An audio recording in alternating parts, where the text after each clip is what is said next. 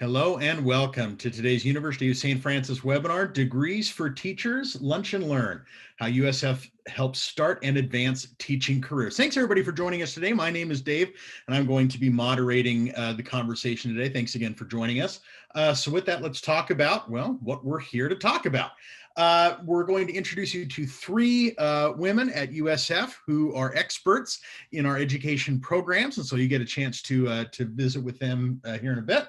We're going to talk about what the education landscape looks like in Indiana right now, what jobs are available, how they're increasing, how you can take advantage of this opportunity to pursue a teaching career in Indiana. And we're going to talk about how USF prepares you for those types of careers. So we'll talk about the education programs that are available online that you can enroll in, as well as the online components of that and the in-classroom clinical internship or also known as student teaching components of that. We'll talk about what that means. We'll also talk about what you can expect from a support point of view as a USF online student. There's a team of people ready to support you and walk alongside you throughout your journey. And so we'll let you know what you can expect as a USF online student. And then we'll finish with a live Q&A. So at the bottom of your screen, you should see a Q&A icon. You can click or tap that icon at any time and type in a question about anything that you see or hear. You don't have to wait for the Q&A portion to submit your question. And so we will have time to ask our experts at the end. So speaking of those experts, let's introduce them. Again, we've got three great women from USF who are joining us today. The first is Cayla Wise. She's the director of USF's Master of Arts in Teaching and Transition to Teaching programs when it comes to elementary licensure. And she's an expert in elementary education, having been a third grade teacher for 8 years. And this is her second year with us at USF. She's also a USF alum. She earned her bachelor's degree at USF before moving on to a master's degree at Ball State. And she is currently pursuing her doctorate degree as well. So Cayla, good to have you with us. Joining Cayla from USF faculty is Brittany Straub.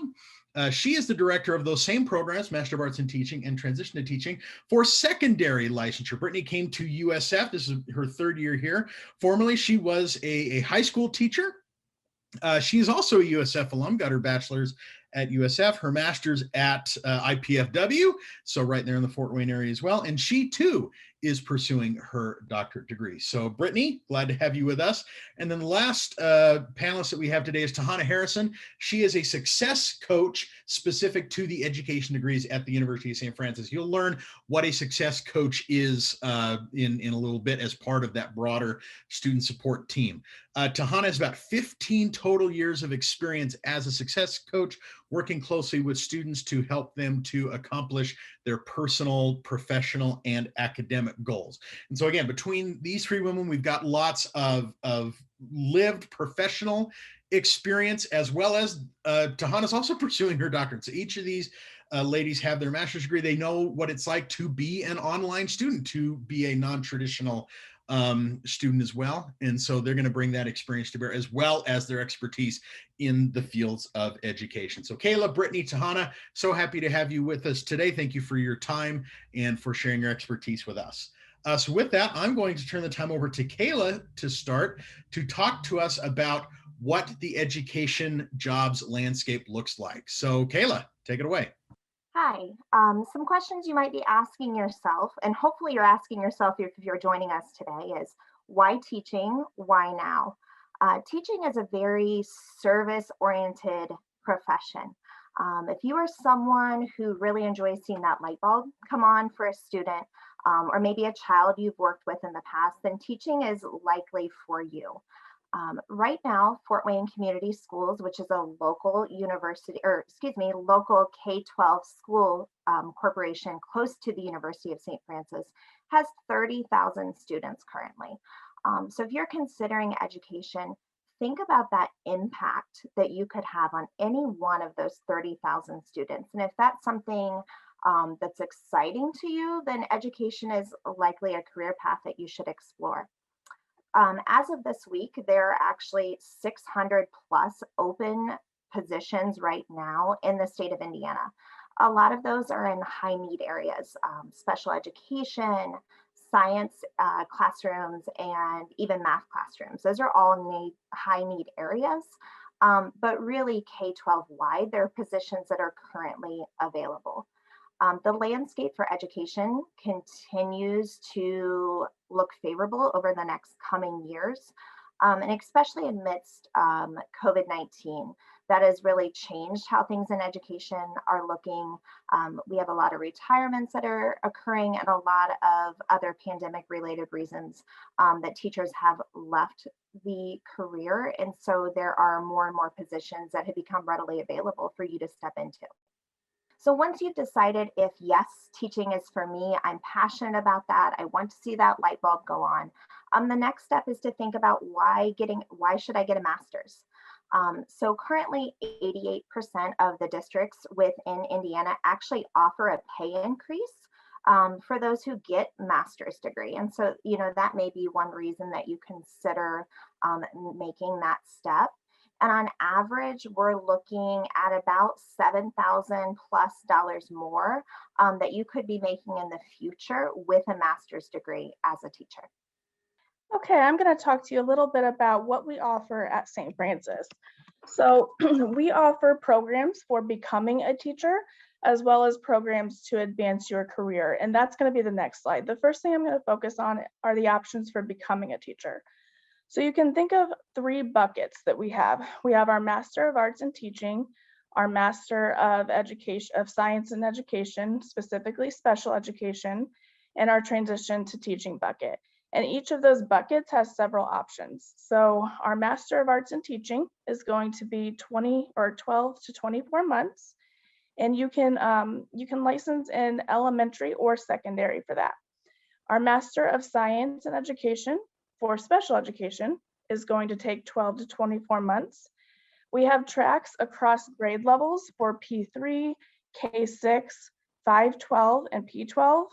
And you can specialize in mild or intense intervention or both. I do want to clarify also the tracks for the P3, K6, 512, and P12. That's not a difference in programming. You're still going to take the same courses for mild or the same courses for intense. That will really come down to what licensure exams you take, as well as what field practicum and internship you take. And then we have our Transition to Teaching bucket. That's going to take 12 to 21 months, and it's a non-degree program to meet the minimum requirements for Indiana licensure. So this is not going to result in a master's level degree like the others. And we have tracks available in elementary, secondary, and special education. Again, in special education, you can license in mild, intense, or both. Okay, so I mentioned that not only do we have those buckets or those options for starting your career as a teacher, but we also have options for advancing your teaching career. And these are non-licensure programs at University of St. Francis. So again, we have our Master of Arts in Teaching, our MAT, again, 12 to 24 months, elementary or secondary. And then we have our Master of Science and Education, again, 12 to 24 months. And this is going to be a P12 SPED focus. Unlike the other Master of Science and Education for SPED that I talked about, this one does not result in licensing. So you're not going to be taking those licensing exams and have those grade band ranges. And then we have our certificate in online teaching, which Cayla is going to talk about. Thanks, Brittany. We are super excited about our certificate in online teaching. This is going to be new starting fall 2021, and it came because of the high needs from the pandemic, that we've realized that there are a lot of areas that we need to grow in online teaching. So this certificate will actually consist of 4 different courses. They will be 4 8-week courses that you will take. You can finish in as little as 6 to 12 months, and it actually will fit a P16 range. So truly the certificate will fit anyone in education that is looking to brush up and further develop their skills regarding online teaching. Okay, the next 4 slides kind of break down the details of what we've already discussed. So the first one is our Master of Arts in Teaching, our MAT. Again, that's elementary or secondary. And this is a 33 credit hour program. And it varies depending on how long when you start and how many classes you take will determine how long it takes you. So 12 to 24 months is what we like to tell people. The tuition overall is going to be about $17,000 at $525 a credit hour. And there are some fees involved with practicum and internship. So you're going to want to prepare for $400 and $600 for those 2 semesters where you take the practicum and internship. And that really is for supervision costs. So a couple of program highlights when we look at our Master of Arts in Teaching for our elementary and our secondary. So we offer some wonderful methods courses. Depending on which path you take, they're wonderful either way. And we really stay abreast of changing trends. We couple with local universities as well as other K-12 schools to really see what are the things that are needed in our current classrooms. And so those are things we're constantly evolving our courses to better fit the needs of what will better prepare you in the classroom. All of our courses are aligned to our INTAS standards, which are those necessary preparatory standards that will prepare you. A little difference between our elementary and our secondary programs. As you are coming through those, if you take the secondary pathway, you will, before practicum, which we'll talk about a little bit later, you will need to pass a core exam in the area that you hope to license in. So if you are going to be a secondary educator, let's say in science, you will need to pass your core test in preparation for that. The elementary program, actually the testing comes at the end as you prepare for licensing. Okay, so then we switch over to our Master of Science in Education for special education. And this is a 36 to 39 credit hour program, so a bit longer, still 12 to 24 months, depending on what time of year you start, as well as how many classes you take, and then also whether or not you want to specialize in both mild and intense intervention or just one of those. So the cost is a range between roughly we have 18.9 or to 24.75, and it's $525 a credit hour. And then again, those $400 and $600 fees. So as we look at the MSED and special education, again, these are high need areas. As I mentioned earlier, talking about the current openings in Indiana. So these are areas that there are many jobs available. And as Brittany mentioned, there are 2 different pathways. You could do your mild intervention or your intense intervention pathway, or you actually have the option to couple those together and explore both routes. That would make your practicum and your internship placements look a little bit different. So if you would decide to enroll in that route, that is something that we could talk to you about to make sure that you're getting experience in both of those areas. Your mild intervention is going to be more of the more traditional classroom setting where you are either having students come to like a pull-out setting, working with them in small groups, or you may even be doing some inclusion where you're, moving into a general education classroom and working with those students who have those needs. Your intense intervention is going to be more of those self-contained, those high needs students who may be working on different curricular needs. In both of those pathways, you will still have an internship 16 weeks where you're working full-time with those students in a classroom setting. Okay, and then we come to transition to teaching. This one is a bit shorter because it does not lead to a master's, and it's simply completing the requirements by the state to get your licensure. So 18 to 24 credit hours, 12 to 21 months, unlike the others. Again, that will vary depending on when you start. So your cost, still a range, a little bit less, still $525 per credit hour, and still those $400 and $600 fees for practicum and internship. This is a great pathway for career switchers, for those who maybe have been in corporate world and are interested in switching to education. We still offer the same great courses, so you're still getting that quality education. And you can make that determination then to actually add and switch, later on to your master's if you would decide to do that. You will still do internships, so you'll be working 16 weeks full time in the classroom, really getting that experience necessary to become a quality teacher. So next we have our certificate of online teaching. And Brittany, did you want to talk a little bit about the length and the cost?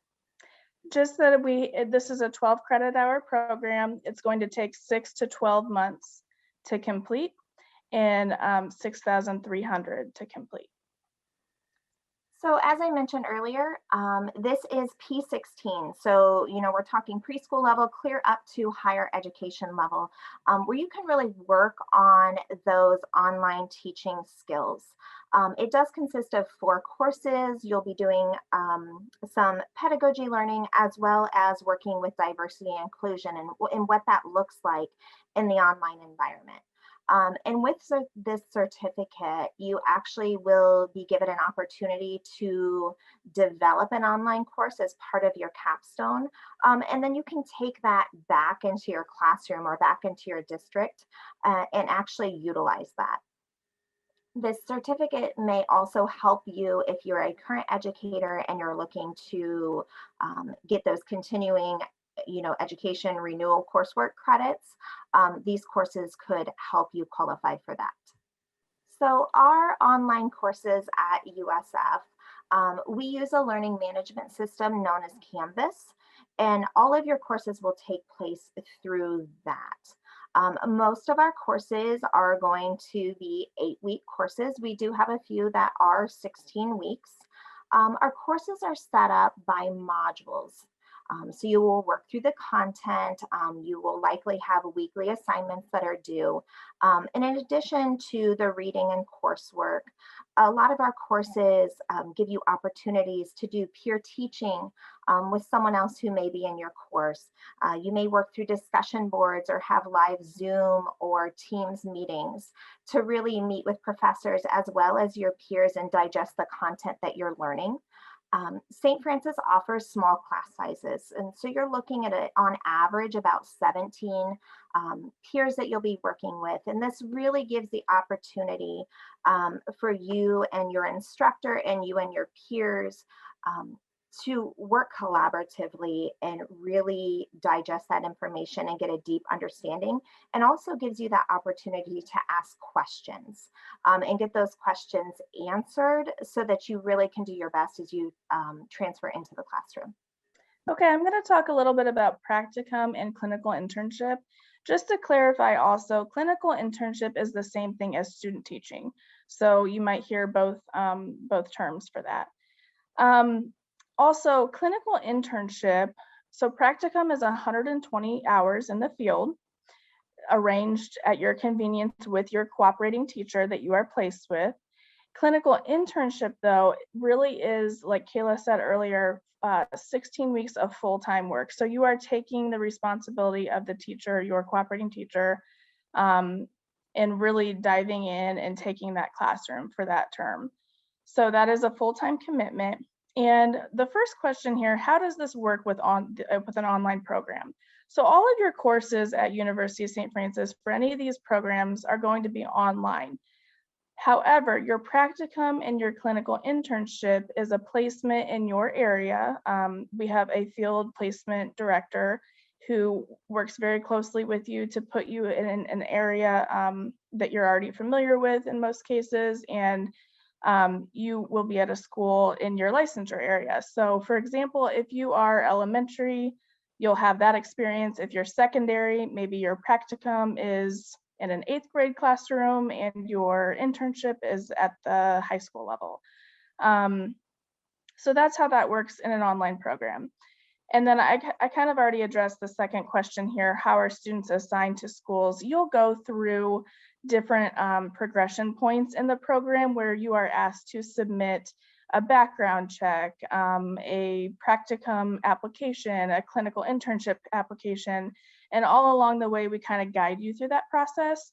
And then with those things, with the applications, our field placement director will work with you to get you into one of those schools that you are familiar with in your area, wherever you might be. I mentioned the background check. That is something that you have to be cleared with the background check to be able to be placed in these districts. And I think that's all I had to say about practicum and clinical internship. Is there anything else to add, Cayla? So I know you touched upon, a secondary placement. If you would come through one of our elementary programs, that looks a little bit different. You will still have your practicum as well as your internship setting, as Brittany talked about, but you would be placed in a K-6 classroom, and likely you would be in a classroom that would teach all content areas. So, you would be looking at your reading, your math, your science, and your social studies that you would be teaching and getting experiences with. When you think about the special education programs and taking that mild or that intense route, if you decide to go the mild route, you would have a practicum setting anywhere K-12 for that 120 hours. And then you would have a different setting for your internship for that 16 weeks. The intense would look the same in an intense classroom. And should you decide to do the mild and intense route, you will actually have a practicum in mild. So you would have 120 hours. You would have a practicum in intense as well. And so you would have an additional 120 hours to give you those good foundational experiences. And then when it comes to your 16-week internship, you would actually split that 8 weeks and 8 weeks. And so you would have 8 within a mild setting and then 8 within an intense setting. So I will actually go over how does USF support students from start to finish. So everyone that you will, on the screen that you see here that you'll be working with, plus a couple or more, are considered your academic team. So first, your enrollment coach. This will be someone who is assigned to you who will coach you through the entire enrollment process and onboarding experience. Your enrollment coach is here to assist and ensure you are meeting deadlines to turn in your required admissions documents, make sure that you are in the correct program that you're looking for, all of the above. So any questions you have on that process, you'll be able to go through your enrollment coach. We do have a great enrollment team here that will help you, and your individual enrollment coach, if they're not if they are unavailable, then you'll be able to reach out to anyone on an enrollment team. Next, you have our transcript specialist. You will be assigned a transcript specialist who will help you collect your transcripts if you're applying for any of our virtual campus online education programs. So we'll look up your schools you've attended, contact them if needed. We'll pay for the collection of your transcripts as long as it's something that we can do. And then also our transcript specialist will also contact the university, ensure we get them here for evaluations by the admissions team. The next is your success coach. So as your success coach, I will be the person who will be helping you every step of the way from once you are admitted into the program, helping you get registered, going over your program plan, what courses will you be taking when. As a success coach, I really wear many different hats. So I will be your academic advisor. I will be your someone who will help you and provide you with different resources that you need throughout the program, helping you with those different processes that we have already spoke about, preparing for your practicum, preparing for your internship, going over transfer credits if you do have any that was within the past 5 years. So really, I will be your go-to person starting the second week of class. And then your enrollment coach will actually be your go-to person all the way up into the first week of class. So we'll kind of tag team and help you out. The other individuals that you'll work with is our financial aid team. Our financial aid team will help you with getting your FAFSAs together, if there's any extra documents that you may need, notifying you of where you stand within your offer of student loans, if there's anything more that you need on the financial front. So those are the main individuals that you will work with. Now, career and resource guides. So probably one of the biggest career and resource guides that you'll have as you go through your classes will be your instructors. Your instructors are amazing individuals who have years of experience and will be able to help guide you through your classes, really discuss with you any questions you have, whether it's content or you just want to pick their brains. I really advise you to reach out and talk with them. For career and assistance or resources that we have for even our alumni or future or current students is we have our career center. This is our Career Development Center.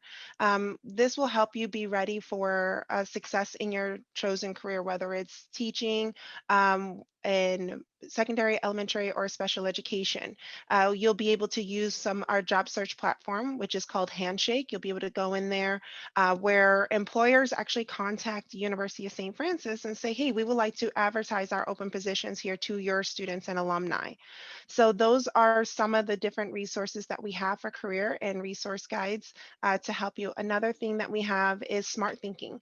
Smart Thinking is one of our tutoring services that we offer online, where you can either meet with a person one-on-one, as well as submit your paper, have them review, and they'll send it back to you.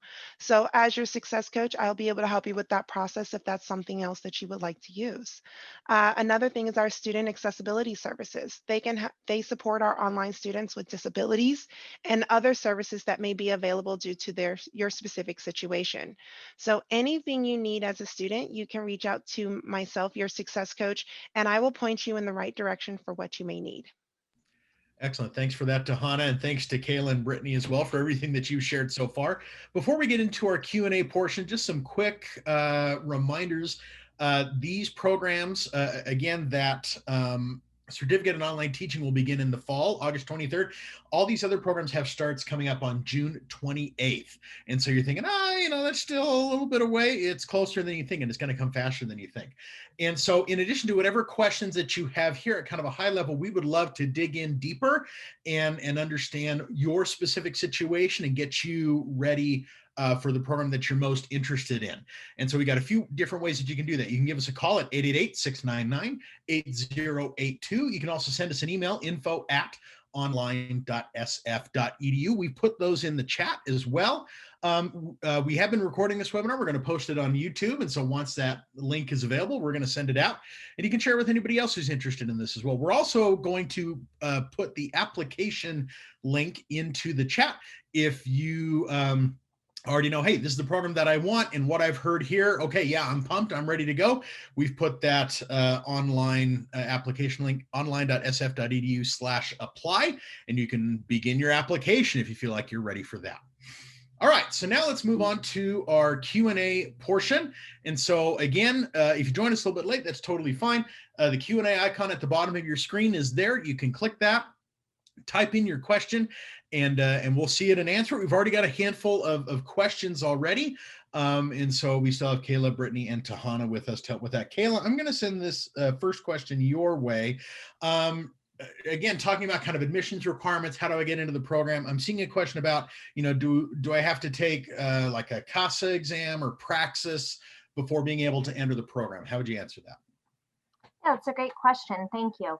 So the CASA test is something that was a requirement in the past, but I believe in 2019, Indiana kind of switched focus on that. And so the CASA is not an assessment that is required for you to take during the admission process. So that is something you do not need to worry about. For our secondary programs, you will need to pass a core assessment, and that will need to be passed before practicum. So not during the admission phase, but throughout your progression in the program, you would need to pass that test before moving on in that secondary content area. Our other programs, your licensing exams come at the end of the program. All right. Excellent. Thank you for that perspective, Cayla. Tyhanna, I'll send this next one your way. Again, just talking about, what do I need to have in order to qualify for these master's level programs? Obviously, you got to have a bachelor's. I'm seeing a question about how recent does my bachelor's need to be if I'm going to enroll in these master's level programs? Is there some sort of time limit or age limit for that bachelor's degree to be accepted into the program? So how would you answer that, Tyhanna? So there is no time limit regarding your bachelor's or master's degree for to be able to get into admissions into the program. The only time that that will change is whether or not you're trying to transfer in classes. So we do have a 5-year time frame for our master classes if you're transferring into a master's program, and also if you are doing transition to teaching and you have a bachelor's degree and you took education classes, they would have to be in that 5-year time frame in order to transfer credits into our transition to teaching program. That is the only stipulation we have, but anything else, if you got your bachelor's in 1988 and you want to come back and further your education and get a license in one of our areas, you can apply to the program. All right, fantastic. Thanks, Tyhanna. You mentioned transfers, and Brittany, I know this is something that you know more about, seeing questions about, can I transfer credits into this program to help finish faster? So Brittany, talk to us about transfer credits. Yeah. So for our transition to teaching program, we will take up to 6 undergraduate credits if they are in the education field, as well as they need to match our equivalencies. So it can't be just any education course. They really do have to match up with what we offer in the transition to teaching program that you are enrolling in. Again, within that 5-year timeline, like Tyhanna mentioned. So that's 6 undergraduate for transition to teaching, and that would be for elementary, secondary, or SPED.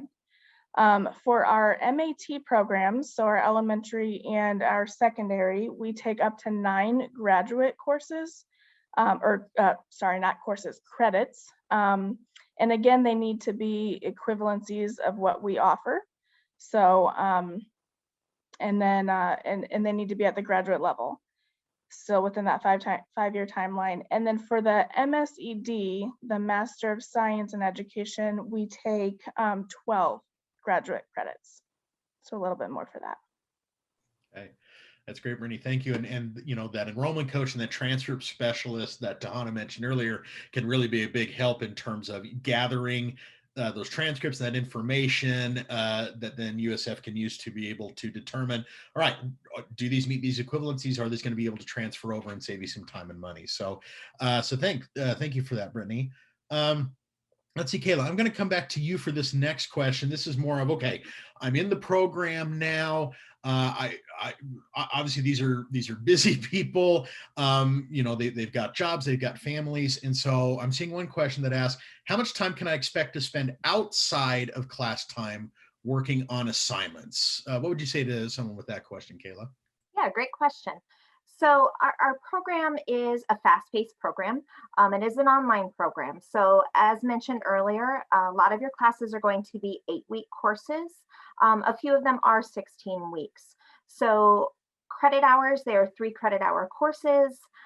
You need to factor in the reading and in the different assignments as well. And so typically we tell candidates, you're looking at spending between 5 and 8 hours a week on those modules and assignments.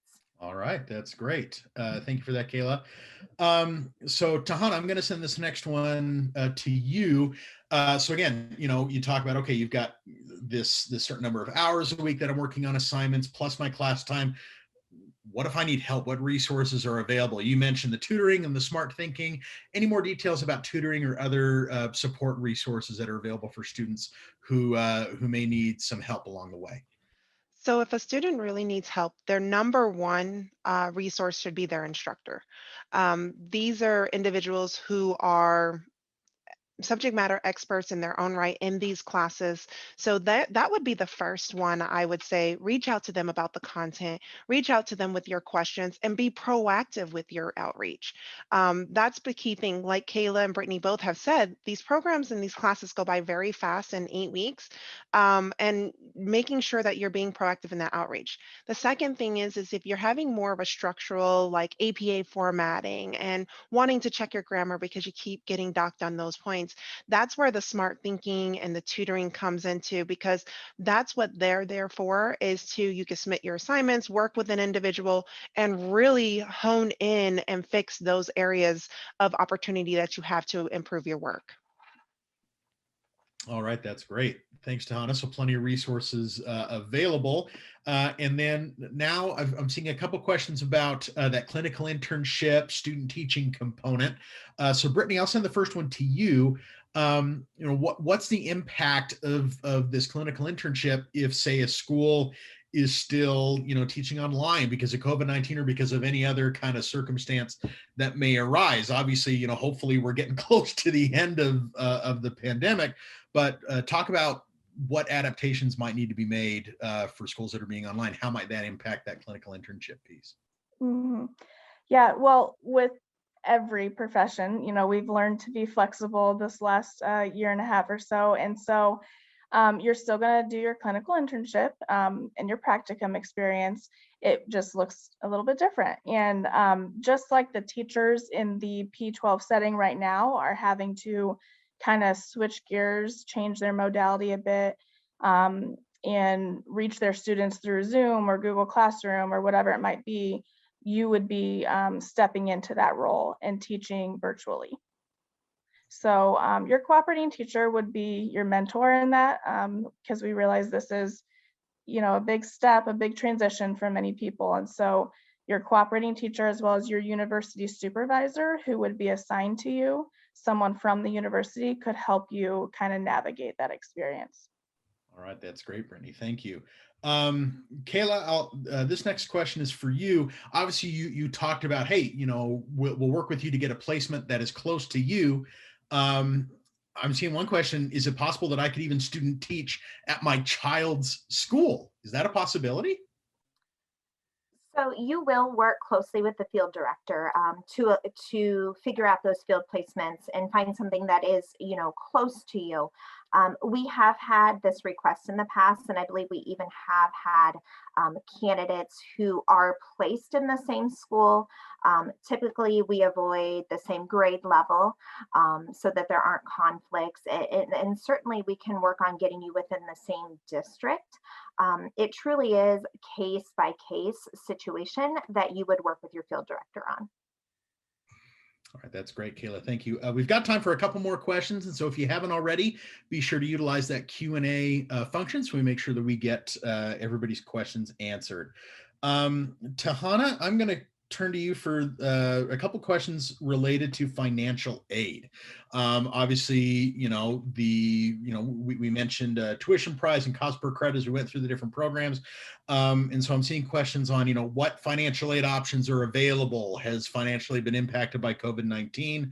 Are there things like scholarships or grants that are available, particularly, say you're already a teacher and you're looking for advancement through these programs? So just give us the lay of the land in terms of financial aid, any COVID-19 impacts to that. And again, if, things like scholarships and grants might be available for people interested in these programs.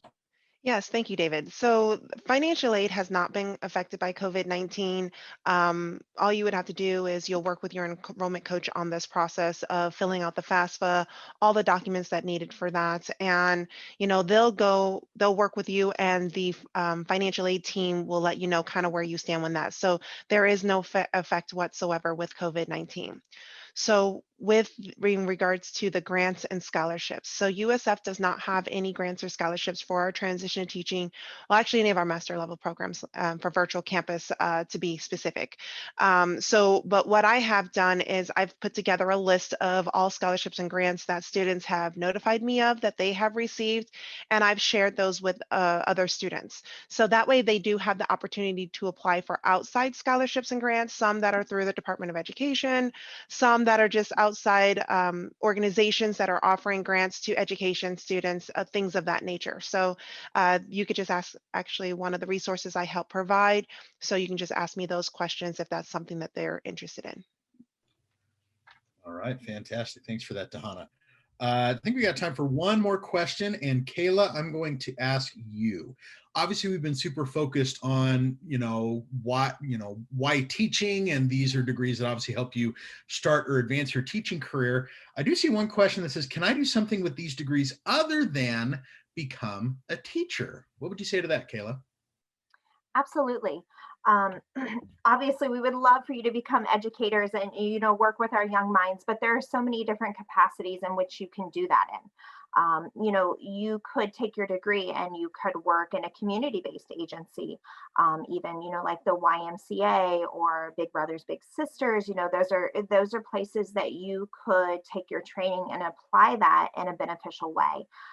We also have individuals who get their degrees and they go on to work, you know, potentially in the corporate world, or even a hospital setting, where they work on training individuals or creating curriculum to train individuals in those industries. You know, you're getting a wonderful skill set coming through our programs that are, you know, teaching you how to work with others, how to serve others, and how to prepare quality materials.